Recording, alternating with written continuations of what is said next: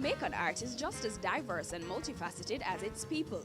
It inspires and educates, entertains and stimulates, while answering important questions about Jamaican culture and what it means to be Jamaican.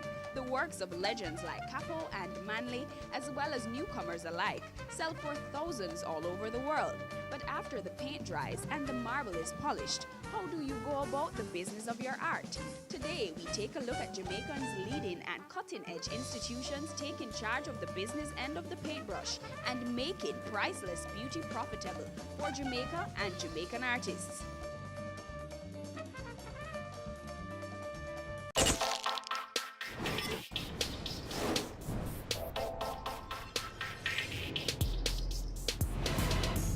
The chaos of creativity meets the stricture of structure on Business Access TV's Cameo.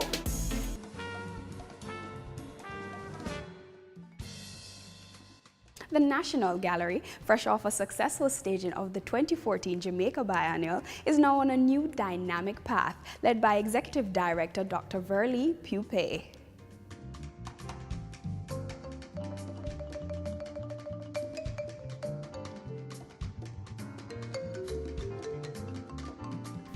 When was the National Gallery established and why? The National Gallery was established in 1974 because it was recognized that there was a need for a national art museum. The Jamaican art movement had been growing exponentially over the years, and it was felt that there was a need for a specialized institution that would provide exposure, documentation, collection of art, and so forth. So that was the reason why it was established at the time. Tell me about the business model of the National Gallery. Right. Well, we are, as a public cultural institution, we are a non-profit entity. We are a division of the Institute of Jamaica and part of the Ministry of Youth and Culture. We are a public art museum. We are publicly funded in that sense that our salaries, the building, utilities, basic operations are funded from the public purse, from taxpayers' funds.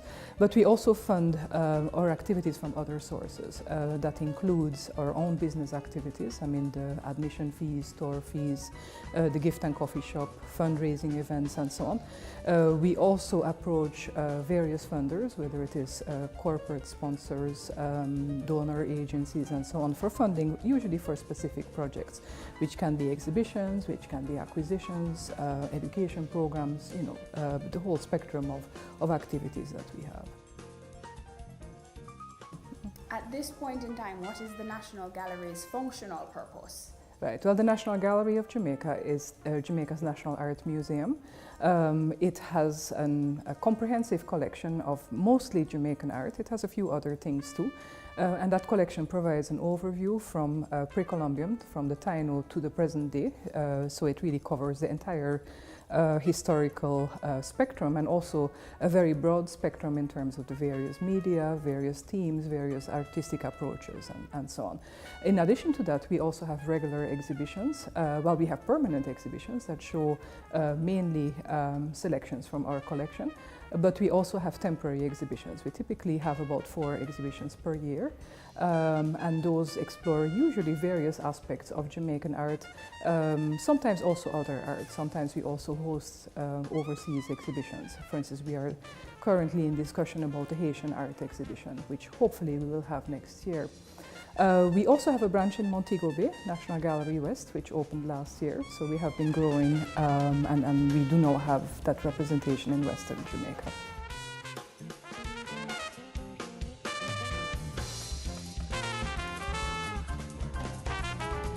How do you acquire the artwork that you have here? Right, well, a lot of the artworks that we have in our collection are acquired by donation, either by collectors, by artists themselves sometimes. We have never really gotten a lot of capital support for the acquisition of artworks, so we have to find other sources. We have to find other ways of developing our collection. So donations is a major aspect of that. We also, when we find a work of art that we feel needs to be part of our collection, we may try to find sponsors for it, we may try to find a grant for it, and so forth. So it really is a mixture, you know, but the whole idea is that our collection should provide an encyclopedic overview of Jamaican art history. So any decision we make about what we buy is made with that in mind. What are some day-to-day challenges that you face operating the National Gallery? Oh, there are many, you know. Well, of course, I would say the main challenge, of course, is funding. You know, we operate in an environment of fiscal austerity. So, of course, that means that we have to be very careful in terms of how we spend money, and also we cannot expect for everything that we do to be paid with taxpayers' money. I think we've done a pretty good job with that. In fact, our exhibitions are basically funded off budget. I mean, we find other sources of funding for them. So funding is a major challenge.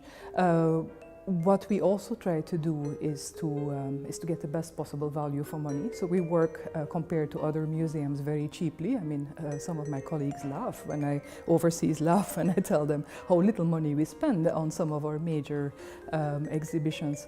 Also, we're operating here from a building which was originally seen as a temporary home for the National Gallery. So a lot of our facilities are really not quite up to standard and are not as flexible as we would like them to be to really serve the purposes of a modern museum. And that is in fact one of the big projects that we will be working on over the next few years, is to bring this building up to international standards for art museums. Tell me about some successes of the National Gallery.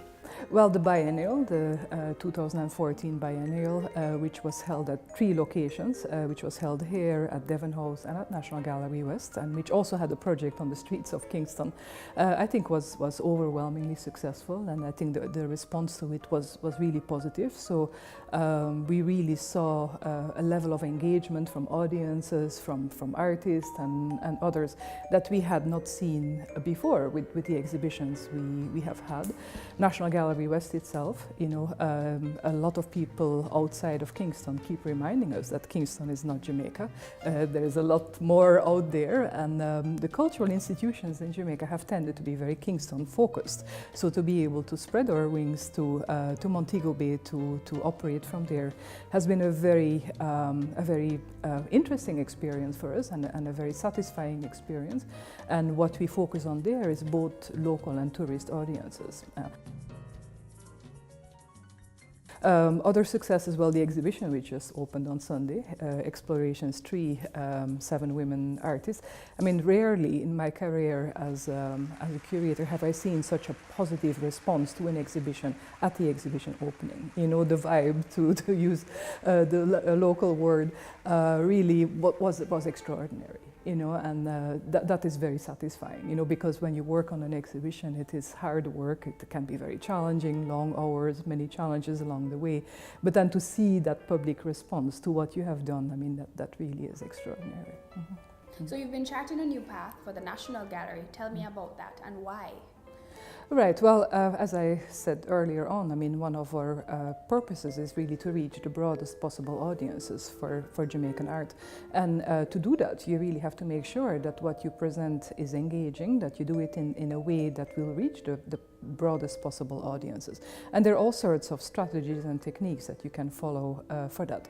So we have been changing our curatorial practice here at the National Gallery to do just that, to reach broader audiences, to speak to more diverse audiences, because the last thing you want is for your National Gallery to be an elitist institution. You want it to reach the widest possible range of the Jamaican and other audiences. What is one thing that you would love for the general public to know about the National Gallery that they don't know? Right. Well, I think really my main thing is really that the National Gallery is for everybody. It's not just for a particular set of people or people with particular interests. It has something to offer to every person in Jamaica and beyond. And coming to the National Gallery is not a chore. You know, if you come here for exhibition openings for our last Sundays, it's a fun experience. You know, it's an engaging and fun experience. And if you do so, you will almost certainly come back.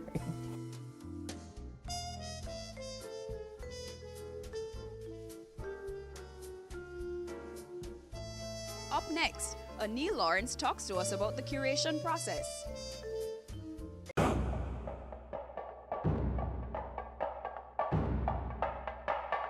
Explorations 3, 7 Women Artists, is the gallery's newest exhibition. Lead curator O'Neill Lawrence took us on a tour and told us about how much work went into an exhibit of this scale. So how many people and how long does it take to put together an exhibition like this one here? Well, in terms of people, it's really the entire National Gallery team. I mean, normally, you know, curators may speak about the curatorial department, which right now stands at 7 people, but it's our accounts department, our security guards, our registrar, our executive director. So it's about, you could say, the entire National Gallery staff, which is 30 plus. In terms of how long it takes to put on an exhibition like this, that's several months. I mean, we normally plan our exhibitions about 2 years in advance. This exhibition, however, was inspired by trends that we saw in our last exhibition, the 2014 biennial, and we started planning that sometime around January. So now we're in June now, so it's almost, in terms of planning and getting to it, about 4 to 5 months.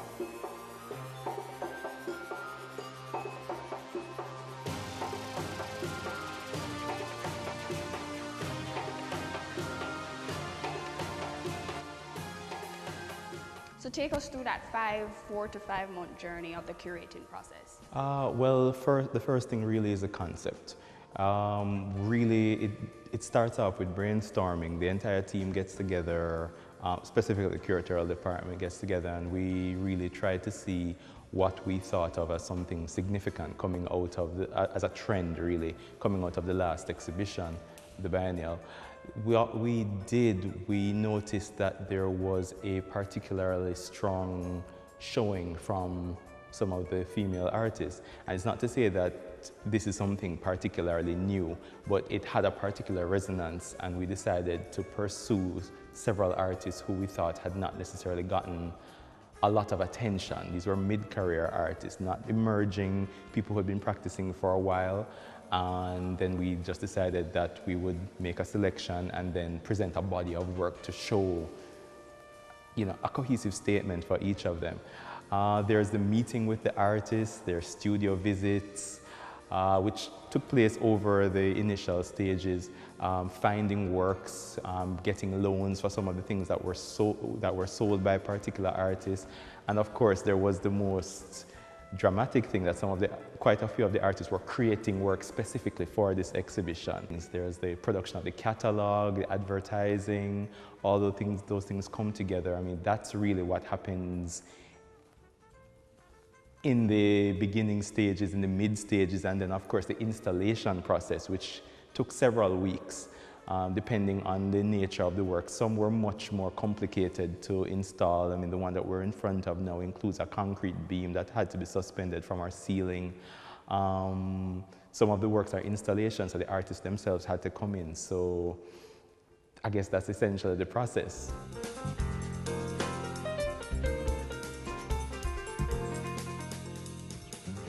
How important is the National Gallery to helping these artists to make a profit? Well, realistically, we are not a commercial gallery, so that is not one of our primary concerns. In terms of what happens outside of the space and what happens with these artists in terms of their work, we are providing a platform and a space for their work to be displayed. If someone is interested in, you know, purchasing something from an artist, then really the only role we would play is putting two parties together. And I guess it can significantly help, especially if someone has, you know, the prestige, I guess, of having presented work in the National Gallery.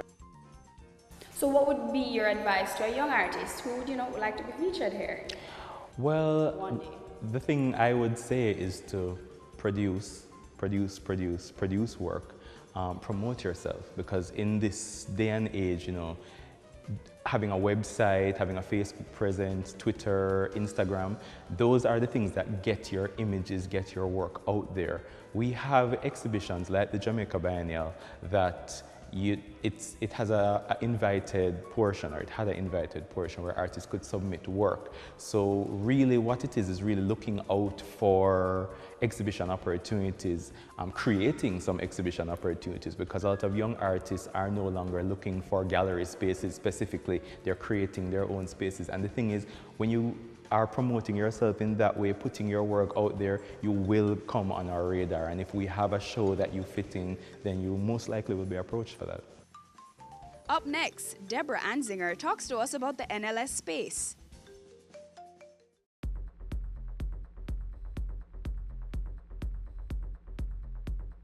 On the other end of the spectrum, you have the quaint and freshly minted NLS.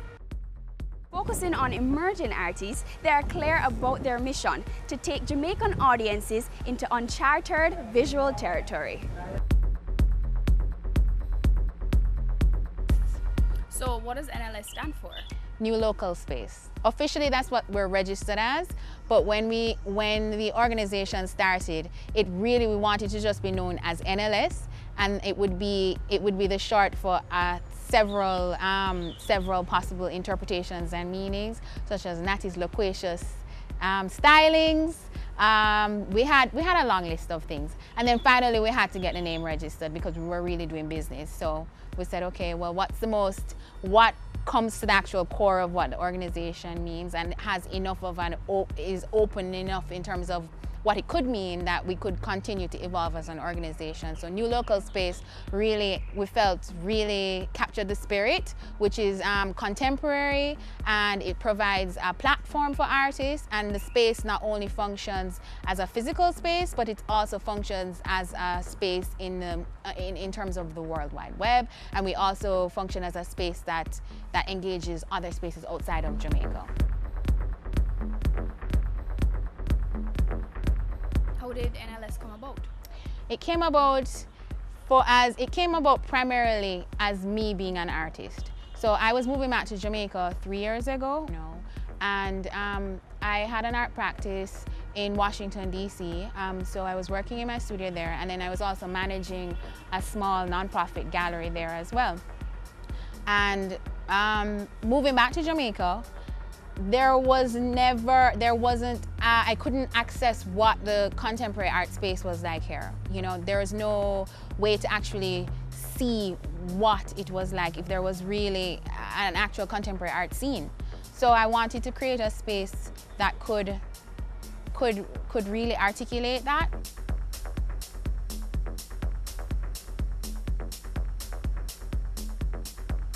So as a business, I want to say first that we actually function primarily as a non-commercial space. So we are a non-commercial space that has commercial activities, right? Because we have to have a revenue. Our primary focus is not one that is commercial in terms of building community, in terms of providing a platform for artists for the public to know more about artist practice. But in terms of commercial, we have an artist residency program. Artists apply to that program, and in order to have as much of a reach to artists that we believe to be making great work, we do not want a situation where artists are actually paying to come and do their residencies. So we preferred to be more discerning about artists that we were choosing, and then fundraise for that artist.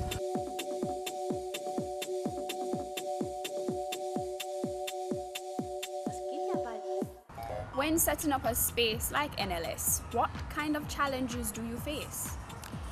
Well, there are a lot of challenges, of course, doing business period in Jamaica. But as when you're sort of creating a new market, if you really think about the nature of the space, it's a new market. We're actually the ones creating a new market.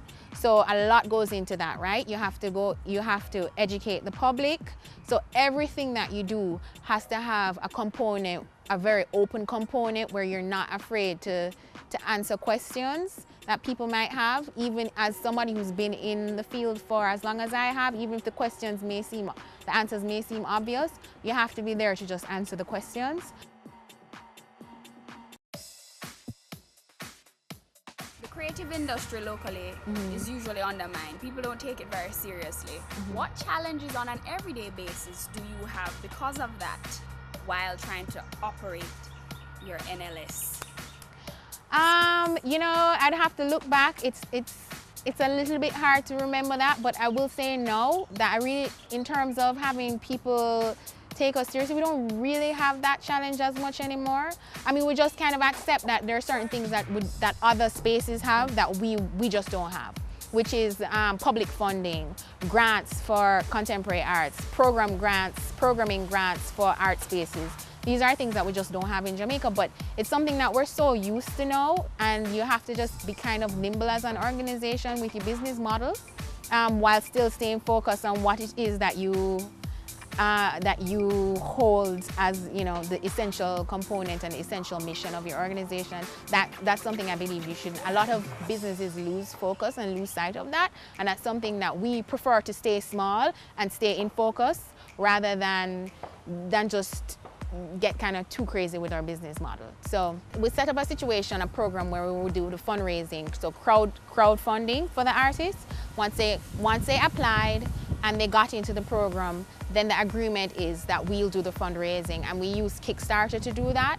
So we felt, and what the assets of Kickstarter for us was that we could have an archive of all the successful projects that we had funded on the platform, and so that people could look on that and then look at our track record. So in that sense, the general public gets to function somewhat as an investor, kind of like an angel investor in some ways, but they do get a gift in return, a small gift in return of art. And we like to give people positive reinforcement for getting involved with contemporary art. So by default, they're now becoming an art collector. One piece can go for around how much? For those people who don't know, how maybe we're talking 2.6 or maybe we're talking 26,000.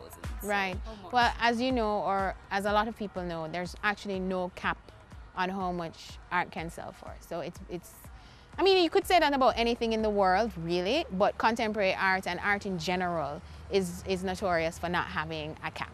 On another hand, we have exhibitions locally and we have exhibitions abroad, and that work is also for sale. So while there might be long stretches where we're not selling artwork because the artist is in the space making work, ultimately when we do have an exhibition, sometimes that exhibition has saleable work. Sometimes it's an installation-based exhibition, and of course the work is not for sale technically, but again, sometimes the work is for sale.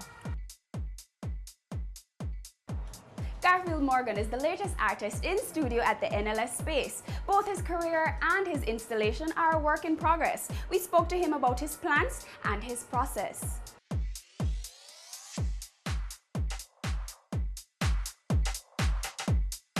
So tell me what's happening here. Okay, so this is an installation, title of which is the TARP project. How this originated is that I actually go into the Coronation Market and I exchange tarpaulin with the vendors on the immediate outskirts of the Coronation Market. So they give me their old worn tarp, I give them a brand new one, and I take that old tarp and I incorporate it into my work. This now is an installation that will involve me using various types of tarp, different nuances, different colors, to create this installation. And really, it's about people, it's about real people. It doesn't get any more real than the Coronation Market, really. Let's say I wanted to do my own little installation, right? How much does something like this cost me? Well, I was able to actually erect much of the structure myself. And not every artist who does an installation actually do the work himself. So that was able to cut some of my costs. So essentially, as far as costs go, it's really the lumber, the tarpaulin, and my time, which, as far as building a career goes, nobody's really gonna purchase this installation to put in their living room, or at least I don't know of any such person. So basically, this is about getting the name out there. This is about putting yourself out there so people will know you. And of course, the more people know you and are familiar with your work, then the more inclined you are to not just get sales, but to get commissions for work to be done. Outside of providing you a studio space, how else does NLS help you as a contemporary artist? Okay, that's a very interesting question because I actually can't think of another space in Jamaica where I could have done something like this. Right. And it is instructive to know that I was here 4 months ago, and that's when I first started to investigate the tarpaulin project. And here it is that I'm here again doing an installation. Now, the first time I was here, the tarpaulin was incorporated into two-dimensional work, and here it is that I've gone installation, three-dimensional, where you actually get into the space and feel the dynamics of how the space works. I teach at a tertiary institution. I do paintings on canvas. I have gallery openings in different galleries where I sell work. So there are several things that I do. I apply for grants. Part of this is to create a portfolio to apply for international residencies. And of course, you know that NLS is affiliated with international institutions. So part of it is side-eyeing those opportunities which definitely will unfold as time goes on. What else can be done to help those people who want to get into, contemporary art, who want to become artists in Jamaica, in the Jamaican space? I think the onus is on them first and foremost to do the research, to think about whether this is really what you want to do. How serious are you? Because passion is good, but it takes more than passion. Because really, you're promoting a brand, and in order to do this, there are certain specific ways to go about it. You're building a career. You need to have your name out there. Part of being at NLS for me is to get my name into areas outside of Jamaica that traditionally on my own I probably would not have been able to do. So it's a lot of things to do, a lot of research to do, and part of the thing is attend gallery shows, see what artists are doing, get into that sphere of places where artists go and interact, listen to them, talk to them, engage them. Go to exhibitions, know what's happening. Internationally, things are happening. The internet is there for us to learn from, see what is happening, and engage people, both here in Jamaica and all over the world. We have the tools to do that.